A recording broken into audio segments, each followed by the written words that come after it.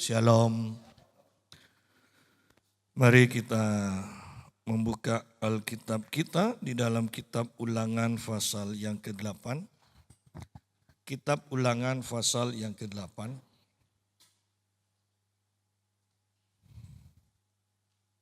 Ayat yang pertama mulai sampai ayat yang ke-10. Segenap perintah yang kusampaikan kepadamu pada hari ini, haruslah kamu lakukan dengan setia, supaya kamu hidup dan bertambah banyak, dan kamu memasuki serta menduduki negeri yang dijanjikan Tuhan dengan sumpah kepada nenek moyangmu. Ingatlah kepada seluruh perjalanan yang kau lakukan atas kehendak Tuhan Allahmu di padang gurun selama 40 tahun ini dengan maksud merendahkan hatimu dan mencobai engkau untuk mengetahui apa yang ada dalam hatimu, yakni apakah engkau berpegang pada perintahnya atau tidak. Jadi ia merendahkan hatimu, membiarkan kau lapar dan membiarkan engkau makan mana yang tidak kau kenal dan yang juga tidak dikenal oleh nenek moyangmu, untuk membuat engkau mengerti bahwa manusia hidup bukan dari roti saja, tetapi manusia hidup dari segala yang diucapkan Tuhan. Kita berhenti sampai sini dulu. Nah, ini adalah perkataan-perkataan dari Musa kepada umat Israel menjelang dia akan dipanggil oleh Tuhan. Dia akan mengalami kematian. Jadi semua firman yang dia dapatkan dan diperintahkan untuk dilakukan bangsa Israel, itu Musa ulangi lagi, ya, supaya bangsa Israel tidak melupakan perintah-perintah Tuhan. Kita lihat ayat yang pertama, segenap perintah, berarti semuanya yang kusampaikan kepadamu pada hari ini, haruslah kamu lakukan dengan setia. Kalau kita kembali kepada perjanjian lama ini, beberapa gereja akan menentang untuk melakukan firman Tuhan ini. Artinya begini, orang-orang perjanjian baru begitu bangganya dengan ajaran kita tidak lagi hidup dalam hukum Taurat, tetapi kita hidup oleh Roh. Tetapi sebenarnya firman Tuhan ini tidak pernah dibatalkan. Saya kembali mengingatkan bahwa yang sudah digenapi adalah korban. Ya, ibadah korban. Dahulu pakai lembu, pakai domba, pakai merpati. Sekarang kita dengan iman, dengan korban Tuhan Yesus satu kali untuk selamanya. Tetapi hukum-hukum yang lain itu kan tetap berlaku. Misalnya hormati orang tuamu, jangan membunuh, jangan berzinah. Bukankah itu tetap berlaku? Bayangkan kalau kita mengatakan semua sudah tidak berlaku lagi. Loh, berarti kita boleh dong mencaci maki orang tua. Berarti kita boleh dong membunuh kalau tidak suka pada seorang tertentu. Jadi firman ini tetap berlaku. Dan saya mau menekankan begini bahkan. Kalau orang-orang perjanjian lama itu mempunyai hukum yang tertulis di atas batu atau di atas kertas lah. Kita memiliki hukum Allah yang ditulis di dalam hati dan pikiran kita. Berarti tanggung jawab kita untuk melakukan itu jauh lebih besar daripada tanggung jawab orang-orang Israel. Kalau hukum tertulis di dalam batu atau apa, mungkin kita bisa mengatakan lupa. Nah, lupa. Tapi kalau hukum itu sudah tertulis di dalam otak dan di dalam pikiran dan di dalam hati kita, tidak ada alasan loh kita bilang lupa. Ya. Saya ingat Kalau dulu istri saya mau beli-beli, ingat tuh ya, nanti kalau ke toko beli ini, beli ini, beli ini. Wah, masih muda. Tenang, beres. Sekarang kalau tidak dicatat, beli 3 aja, apa ya kok hanya 2 yang diingat, satunya apa ya, pokok tahu kurang gitu. Ya. Sehingga sekarang harus dicatat, jangan ngandalkan ingatan, dicatat supaya tidak lupa. Ya. Nah, kalau hanya di luar bangsa Israel bisa kata lupa.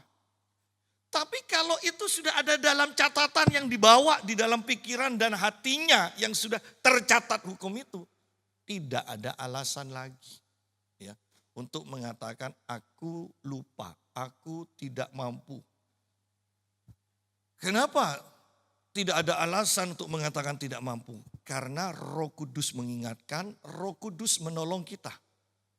Bangsa Israel tidak diingatkan, tidak ditolong oleh Roh Kudus. Tetapi kita ditolong oleh Roh Kudus.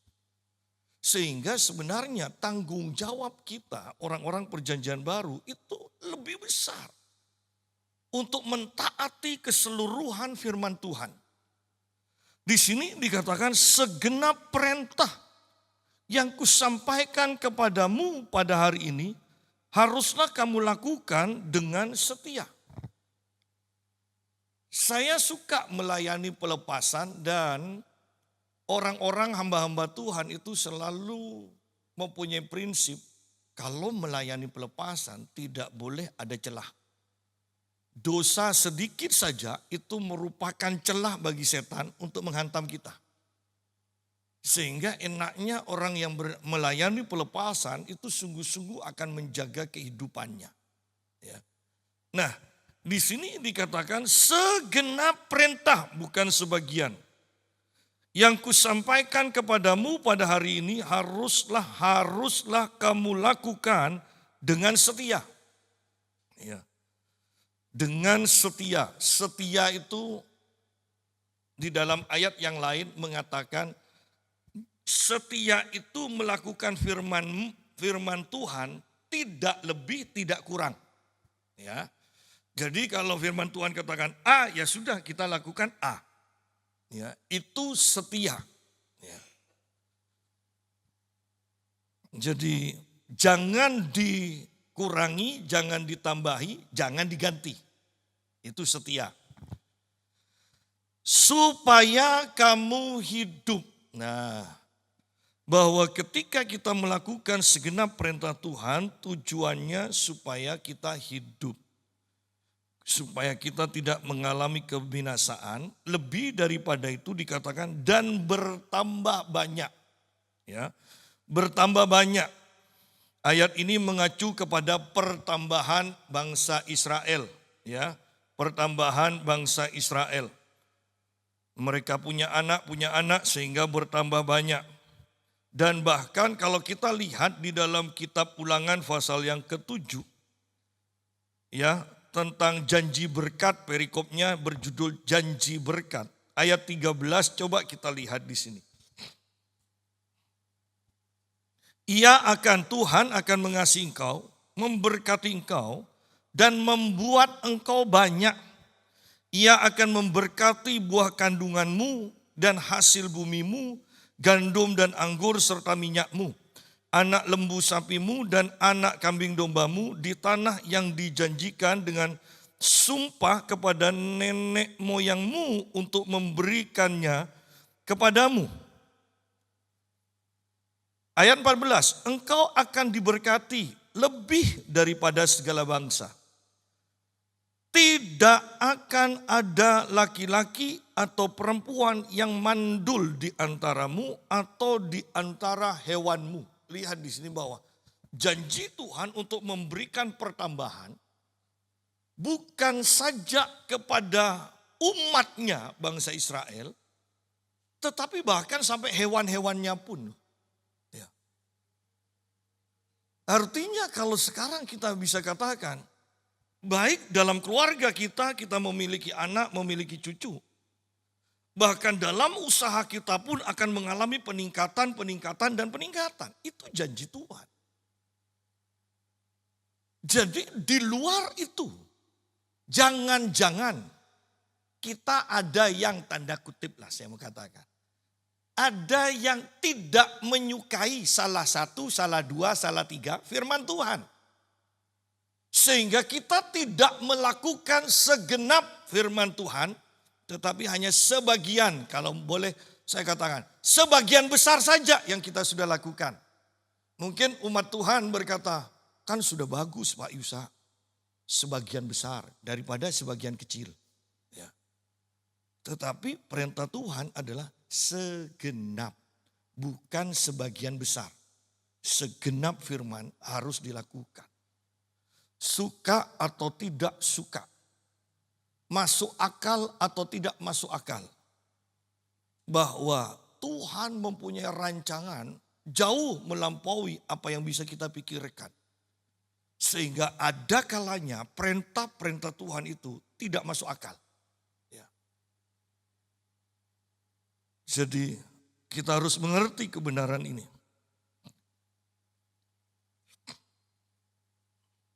Dan bertambah banyak.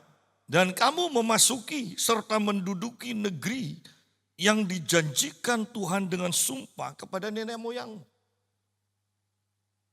Bagi kita di zaman perjanjian baru ini, bukankah setiap kita itu mempunyai janji-janji dari Tuhan? Firman Tuhan yang dihidupi oleh Roh Kudus itu berbicara dengan kuat. Khusus kepada kita masing-masing. Ya, khusus. Bahwa kita tahu Tuhan menjanjikan ini. Bahkan mungkin kita sudah terbiasa dengan nubuatan. Setiap kita mempunyai janji-janji nubuatan. Yang jadi pertanyaan, kenapa nubuatan itu kok tidak terjadi? Janji-janji firman Tuhan itu tidak terjadi.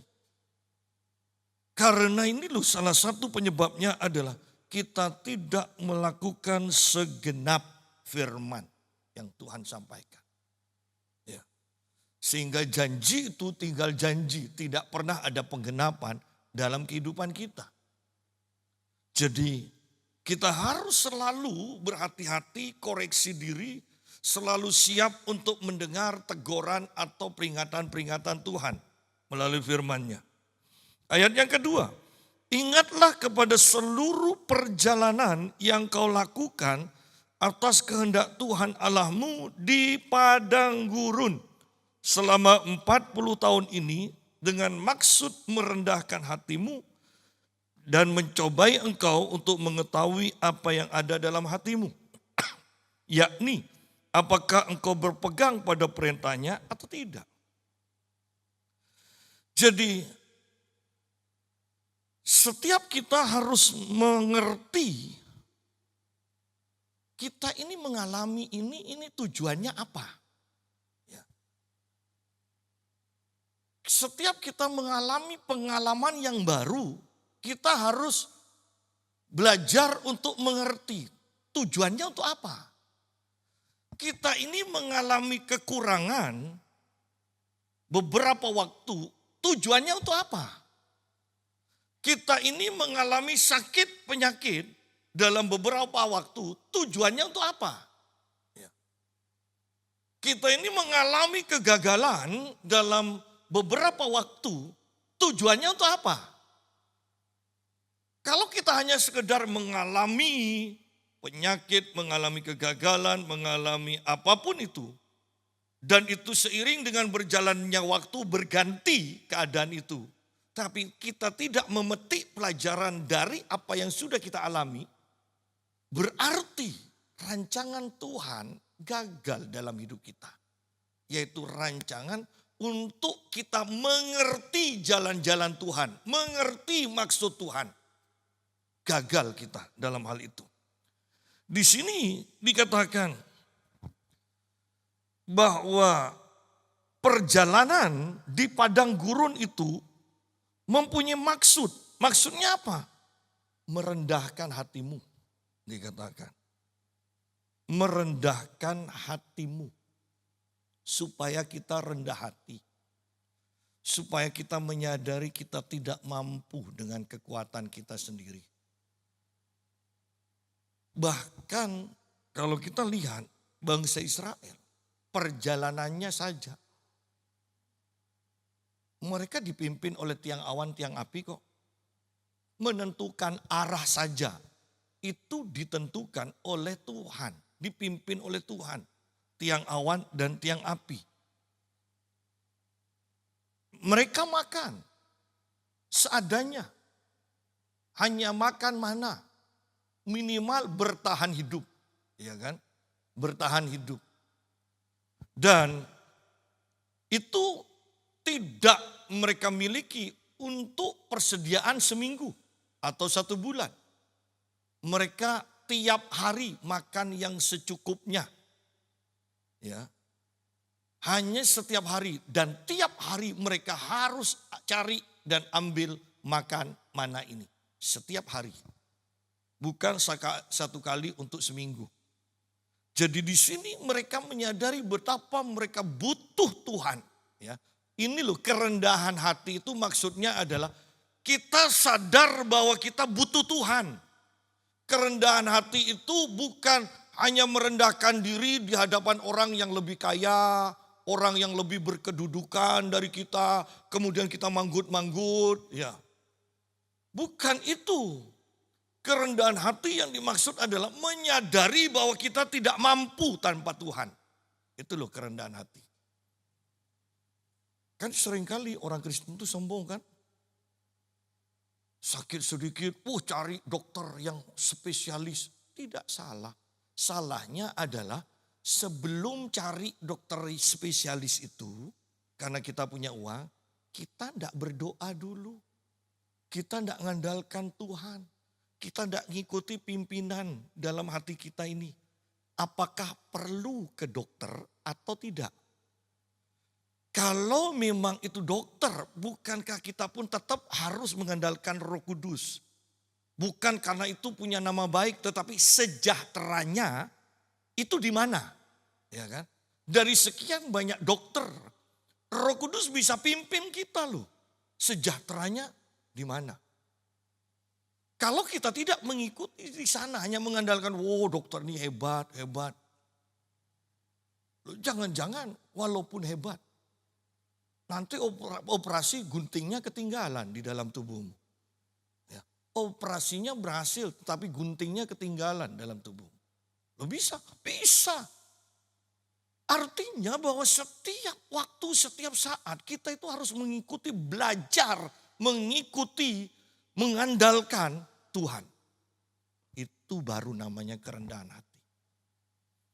Banyak orang yang sombong untuk hal-hal yang kecil. Ya. Aku punya uang. Aku tahu ini yang terbaik. Sidang jemaat. Hati-hati. Bahkan Yosua pun orang yang dekat sama Tuhan bisa tertipu. Iya kan? Ketika orang-orang Ai datang dan mereka juga ketika berperang dalam satu saat. Sudah cukup segini aja bawa, tidak usah semuanya.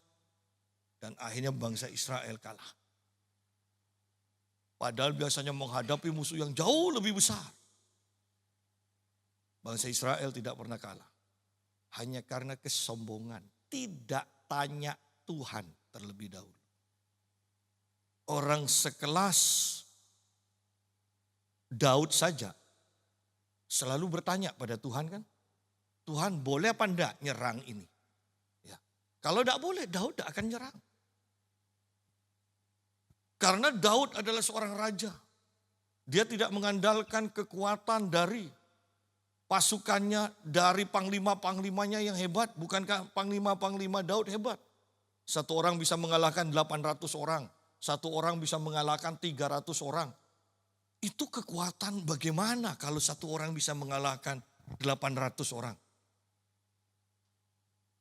Tetapi apa yang dilakukan Daud? Daud berdoa sehari 7 kali. Kenapa berdoa sampai 7 kali? Karena Daud merasa tidak mampu untuk memimpin bangsa Israel. Sehingga setiap waktu dia datang kepada Tuhan. Tuhan bagaimana ini? Tuhan bagaimana ini? Daud merasa tidak mampu sehingga dia datang 7 kali sehari dikatakan di dalam Mazmur 119 kalau tidak salah kan. 7 kali. Jadi jangan geleng-geleng dengan sholatnya orang Islam. Iya kan? Orang Islam sholat kan 5 kali kan. Daud 7 kali, setiap hari 7 kali dia. Jadi mari kita lihat bagaimana orang sekelas Daud saja itu merendahkan diri di hadapan Tuhan. Karena dia tidak mampu, dia sadar dia tidak mampu tanpa Tuhan. Bagaimana dengan kita, kehidupan kita sehari-hari? Sungguh-sungguhkah kita mengandalkan Tuhan?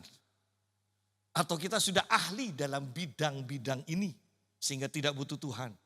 Atau kita sudah mengatakan aku punya banyak persediaan untuk menyelesaikan hal-hal ini sehingga tidak butuh Tuhan? Itu namanya kesombongan. Ingat, sombong itu dibenci oleh Tuhan. Ya. Yuk kita lihat selanjutnya. Dan mencobai engkau untuk mengetahui apa yang ada dalam hatimu. Yakni apakah engkau berpegang pada perintahnya atau tidak. Bahwa perjalanan padang gurun itu mengungkapkan isi hati kita yang sebenarnya. Belum tentu loh orang yang pendiam itu mempunyai hati yang lemah lembut. Ya. Orang ini baik ya. Ngomongnya sedikit, enggak pernah marah. Iya karena tidak bergaul sama orang lain. Seringkali kita kan menemui begini. Tak pikir, baik, tidak pernah marah. Ternyata ketika disentuh dalam masalah ini, langsung meledak. Nah, artinya masalah-masalah atau masalah tertentu itu baik loh bagi kita untuk mengetahui isi hati kita. Bahkan kekayaan itu bukankah baik? Ketika kita miskin, kita selalu mengandalkan Tuhan, rajin ibadah. Ketika kita kaya, masihkah kita mengandalkan Tuhan dan rajin? Serajin dulu atau bahkan seharusnya kan lebih rajin daripada dulu. Dulu mikir mau makan apa, sekarang kan tidak usah mikir kan, sudah tersedia. Seharusnya kan lebih banyak waktu untuk beribadah kepada Tuhan. Sayangnya bahwa bahkan kekayaan pun itu bisa membuktikan siapa diri kita sebenarnya. Perjalanan di padang gurun. Mungkin kalau dari sisi kita melihat, wah bangsa Israel ini luar biasa ya. Mau jalan 40 tahun mengikuti Tuhan. Tapi kalau kita lihat gambarannya, Rabu yang lalu kita sudah bahas. Bahwa capek sedikit, lapar sedikit, mereka ngomel-ngomel. Mereka katakan, mana bawang putihnya, mana bawang merahnya. Ya. Hanya masalah bawang putih, bawang merah, sama timun aja. Rame. Artinya bahwa ini loh, hatimu seperti ini. Tidak usah dibawa penderitaan yang lebih lagi. Hatimu seperti ini, di padang gurun itu. Hati kita akan tahu, kelihatan kok seperti apa sebenarnya. Ya. Teman saya bergurau, ada salah satu guru yang selalu cari salah. Dan teman saya katakan, enggak kok, guru kita satu itu baik kok, baik. Waktu tidur. Teman saya enggak tahu, mungkin aja waktu tidur bahkan dia nendang-nendang istrinya kan. Loh bisa jadi. Ada seorang yang selalu konseling minta doa pada saya. Dia kalau sudah suaminya sudah kerja terus capek. Itu dia bilang, Suami saya ini Pak Yusa, waktu tidur itu bisa mukul dan nendang saya. Dia bilang, jadi kan bagaimana saya harus siap-siap waktu tidur? Ya, mau tidur di luar kamar kok tidak pantas. Sampai bengkak Pak Yusa, dia bilang. Iya, ditendang. Kadang dia bilang, saya sampai jatuh loh dari tempat tidur ditendang. Berarti kan belum tentu kan waktu tidur juga baik kan? Belum tentu. Ya. Nah, padang gurun yang dihindari oleh banyak orang. Ternyata Tuhan yang maha baik tidak menginginkan satu pun dari kita tidak mempunyai pengalaman padang gurun. Kenapa? Karena di padang gurun itulah hati kita yang tersembunyi ini itu bisa diungkapkan. Ya. Ketika kita punya kekayaan, kita memberi. Orang bilang, murah hati. Itu bagus. Daripada orang kaya pelit kan. Lebih baik kan orang kaya murah hati. Tetapi berandai-andai. Ketika orang kaya ini mengalami kesulitan dalam keuangan. Kira-kira apakah dia masih mau memberi kepada orang yang lebih miskin? Ya. Karena Alkitab juga berkata begini, jangan jemu-jemu berbuat baik. Ya. Teruslah berbuat baik ketika engkau sendiri mengalami masalah dalam bidang yang engkau akan terus berbuat baik itu. Ya. Disinilah ujian kita. Inilah padang gurun sebenarnya.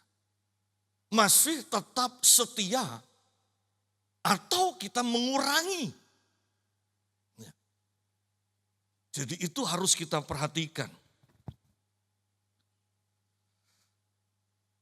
Mengetahui isi hati kita, itu tujuan padang gurun.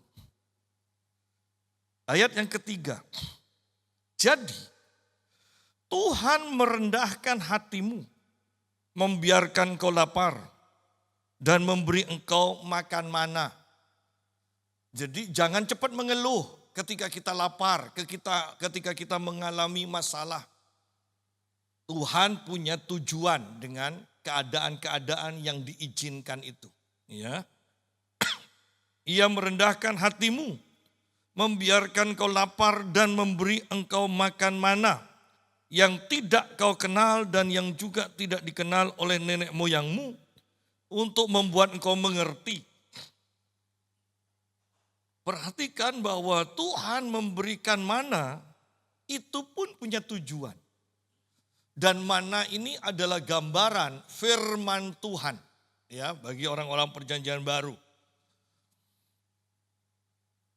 Dan yang juga tidak dikenal oleh nenek moyangmu, untuk membuat engkau mengerti bahwa manusia hidup bukan dari roti saja, tetapi manusia hidup dari segala yang diucapkan Tuhan.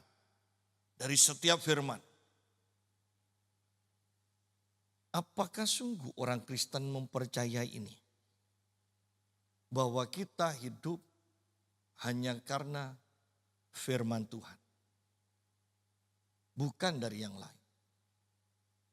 Seandainya kita sungguh mempercayai firman ini, bahwa manusia hidup bukan hanya dari roti saja, tetapi dari setiap firman Tuhan, saya percaya setiap kita pasti mencintai firman Tuhan ini. Pasti akan menggali firman Tuhan ini. Pasti akan merenungkan firman setiap waktu. Bukan hanya setiap hari, saya mau katakan. Ya. Kan makan pun bisa kan setiap hari. Tapi berapa kali? Kan gitu kan? Bukan hanya satu kali kita makan nasi dan lauk pauknya. Ya. Katanya orang makannya 4 sehat 5 tambah lagi. Ya. Ya kan? Jadi bukan hanya satu kali. Sudah 5 kali masih tambah. Jadi Kalau makanan saja bisa seperti itu secara jasmani, apalagi firman Tuhan yang dikatakan dalam segala hal engkau butuh firman. Banyak orang mengalami kegagalan. Kenapa? Tidak ada firman yang menopang.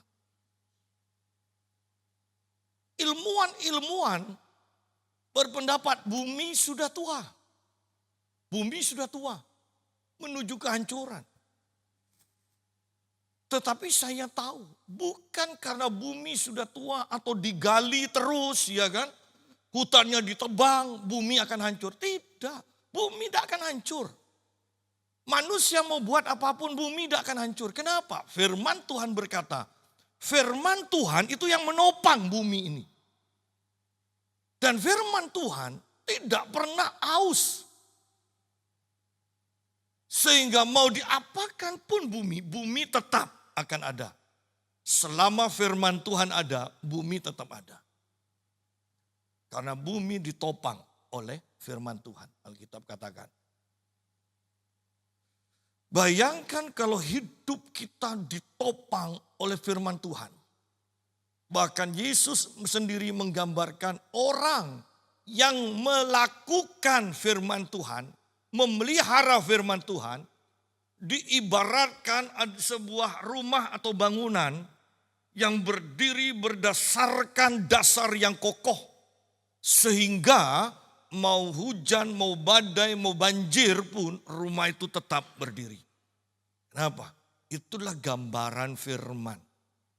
Seseorang bisa mempunyai kekayaan. Tetapi kalau kekayaanmu tidak ditopang oleh firman. Pada waktu Krismon engkau bisa hancur loh. Tubuhmu bisa ditopang oleh makanan-makanan yang sehat. Oleh olahraga, oleh tidur yang cukup. Tetapi tubuhmu tanpa ditopang oleh firman. Mau makan sesehat apapun kalau virus sudah menyerang tubuhmu. Engkau akan hancur juga. Tetapi firman. Kalau itu menopang tubuhmu. Mau virus sehebat apapun.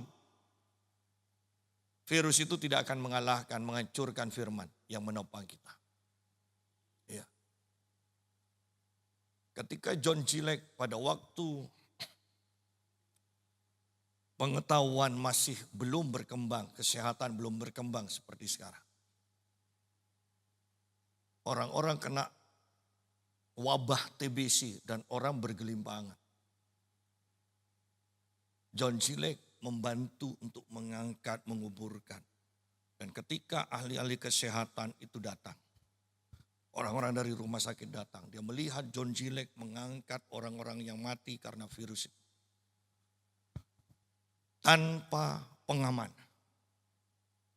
John Gillette dilarang.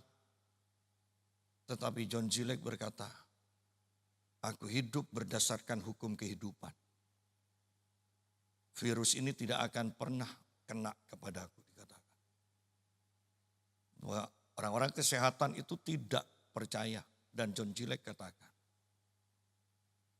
ambil virus itu, siapkan juga ya kaca pembesar untuk meneliti, letakkan di tangan saya. Dan ketika virus itu diambil diletakkan di tangannya, kelihatan virus itu langsung mati. Sidang jemaah. Kalau tubuh kita tidak ditopang oleh firman Tuhan, sepandai apapun kita mengelola makanan kita, tidur kita, olahraga kita, ketika engkau berhadapan dengan satu hal tertentu, misalnya virus, ambruk kok kita. Tetapi firman itu akan menopang kita. Firman akan menopang keuangan kita. Firman akan menopang kesehatan tubuh kita. Firman, jangan dilupakan, jangan disepelekan. Bahwa manusia hidup dari segala yang diucapkan Tuhan. Manusia hidup dari firman. Lihat pemeliharaan Tuhan ketika kita mentaati seluruh firman Tuhan. Pakaianmu tidaklah menjadi buruk di tubuhmu. Dan kakimu tidaklah menjadi bengkak selama 40 tahun ini. Pakaian 40 tahun dipakai terus, tidak jadi buruk itu bagaimana?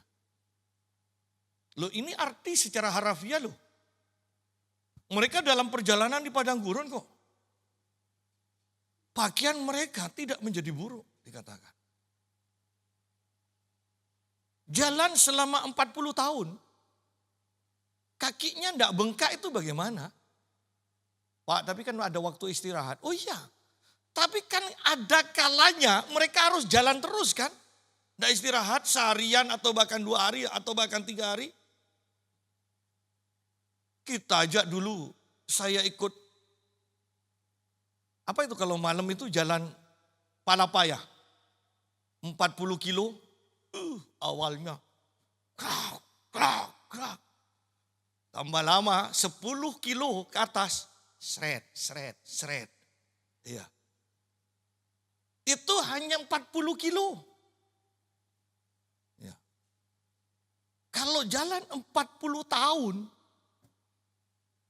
kaki tidak bengkak, itu balsem atau kanterpin atau apa. Lebih hebat dari itu semua kan pasti. Loh, Anda bayangkan yang seperti ini loh. Iya ya, hebat ya. Ada orang-orang tuh bahkan sampai masuk ke dalam kutuk yang begini. Apa saja yang dipegang dia kok cepat rusak ya. Iya kan? Ada kan? Ada orang yang beli peralatan sudah bertahun-tahun tidak rusak. Loh bukankah kalau kita perhatikan ini ada berkat dan kutuk kan? Ada loh kalau Anda perhatikan orang-orang tertentu. Kok punya barang cepat rusak? Jangan-jangan karena engkau tidak hidup dalam berkat Tuhan. Karena di sini yang namanya pakaian. Ada yang punya pakaian sampai 40 tahun.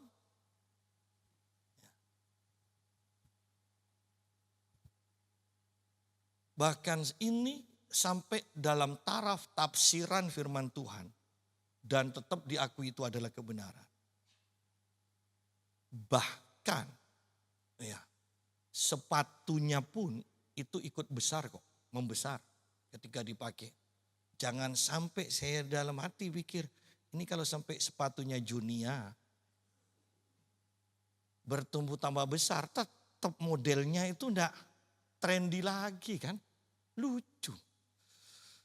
Tetapi ini bahkan diimani oleh anak dari McPherson, seorang ibu.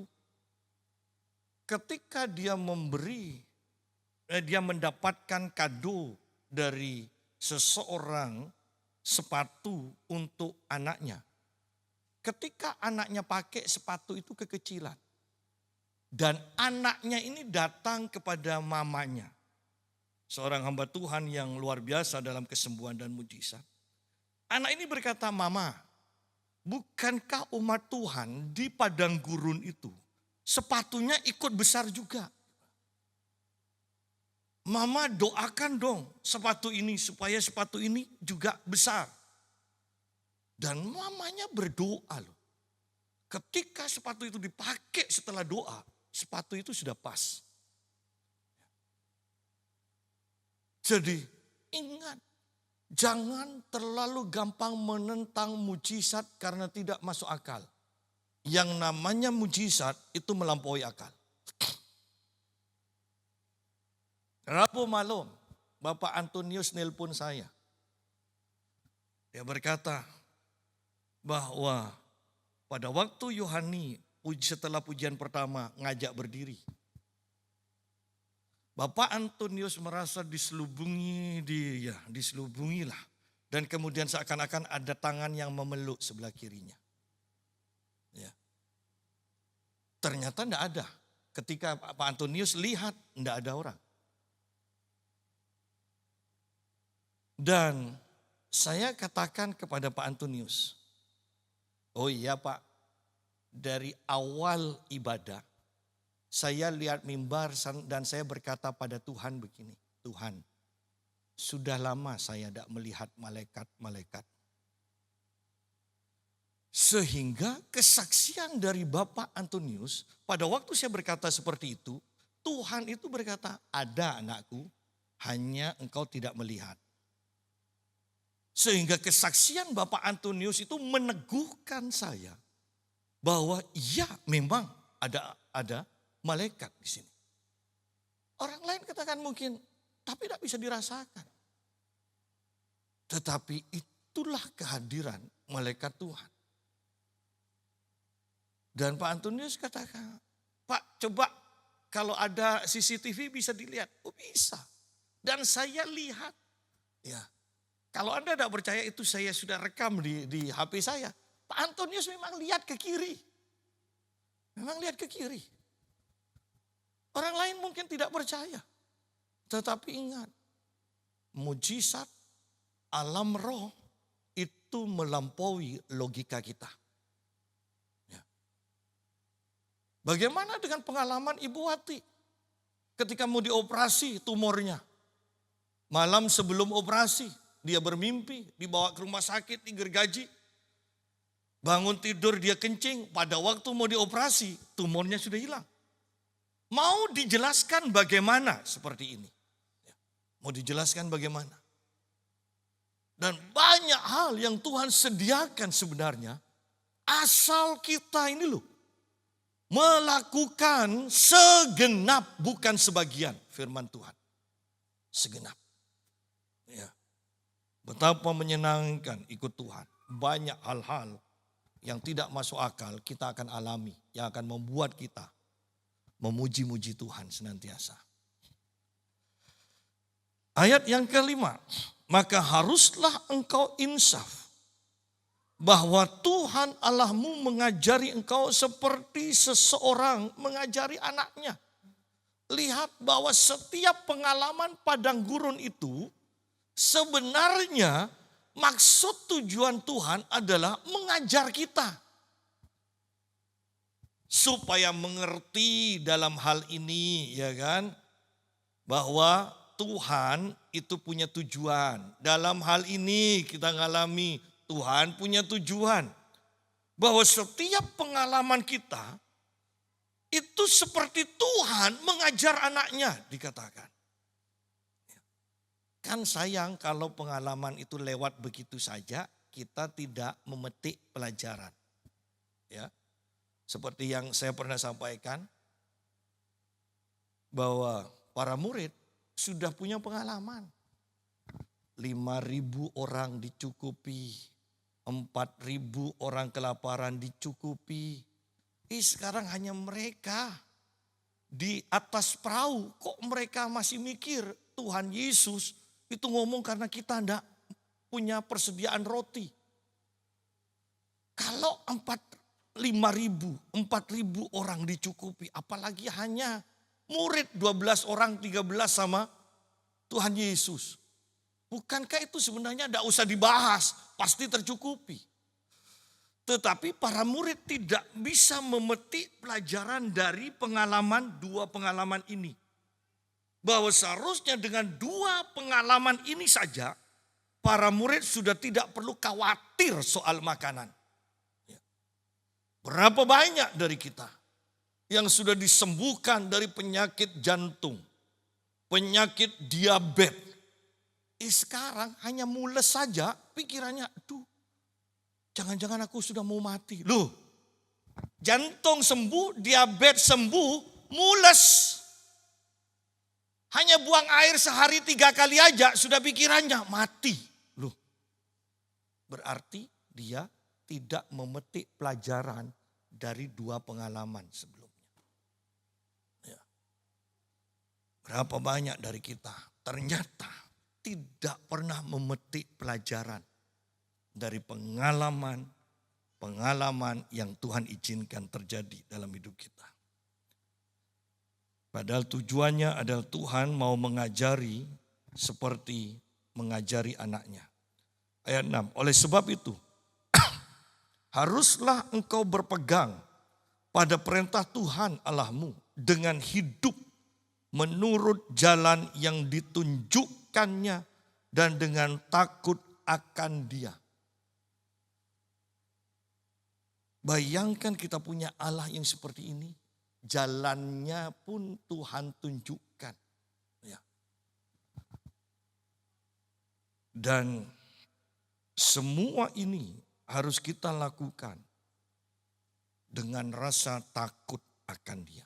Sadar bahwa Tuhan hadir, Tuhan memimpin, sehingga kita punya takut akan Dia. Sebab Tuhan Allahmu membawa engkau masuk ke dalam negeri yang baik. Suatu negeri dengan sungai, mata air dan danau yang keluar dari lembah-lembah dan gunung-gunung. Suatu negeri dengan gandum dan jelainya, dengan pohon anggur, pohon ara dan pohon delimanya. Suatu negeri dengan pohon zaitun dan madu. Kalau saya rangkum ayat 7 dan 8, saya rangkum berarti ini berbicara tentang suatu negeri yang subur. Ya. Negeri yang subur. Ayat 9, suatu negeri di mana engkau akan makan roti dengan tidak usah berhemat, di mana engkau tidak akan kekurangan apapun, suatu negeri yang batunya mengandung besi dan dari gunungnya akan kau gali tembaga. Bukankah kalimat ini berbicara tentang bahan-bahan atau barang-barang tambang? Ya kan? Suatu negeri yang mengandung besi, dari gunungnya akan kau gali tembaga, dan engkau akan makan dan akan kenyang. Engkau akan makan dan akan kenyang. Lihat di sini bahwa negeri yang subur, negeri yang berkelimpahan dikatakan sehingga engkau makan tidak perlu hemat. Ya, tidak perlu hemat. Artinya tidak perlu mikir, kalau makan nambah ini nanti siang habis. Enggak. Ya. Nambah silakan. Yang penting jangan sampai kekenyangan. Daripada nanti Anda mati dalam kekenyangan. Ya. Tetapi intinya lihat bahwa Allah mengizinkan atau membimbing kita masuk melewati padang gurun. Tujuannya adalah pada akhirnya kalau engkau sudah memetik pelajaran, engkau akan menikmati negeri yang subur. Engkau akan menikmati kelimpahan. Engkau akan melihat bagaimana bahkan dari dasar-dasar bumi menyediakan berkat bagimu. Ya. Bahwa Tuhan tidak menjanjikan kita hidup dalam kemiskinan terus-menerus.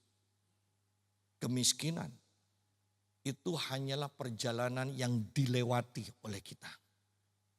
Tujuannya adalah kelimpahan. Tujuannya adalah peningkatan. Tujuannya adalah berkat di sekeliling kita, tanah-tanah. Di bawah kita, ya. Di bawah kita barang-barang tambang itu. Dari atas kita langit tidak akan dipenuhi dengan tembaga dikatakan. Langit yang terbuka. Bayangkan itu hidup di dalam berkat dari atas, dari sekeliling, dari bawah. Kita disediakan berkat oleh Tuhan. Ketika kita sudah melewati padang gurun. Ya. Saya kalau sudah bicara padang gurun, seseorang pernah berkata kepada saya, jangan terlalu lama di padang gurun, nanti jadi pendeta aneh. Ya kan? Itu cukup dilewati. Bahkan Daud pun berkata, Tuhan sebagai gembala memimpin kita melewati lembah kekelaman. Bukan memimpin dalam lembah kekelaman, di dalam kekelaman terus, bukan. Tetapi melewati lembah kekelaman.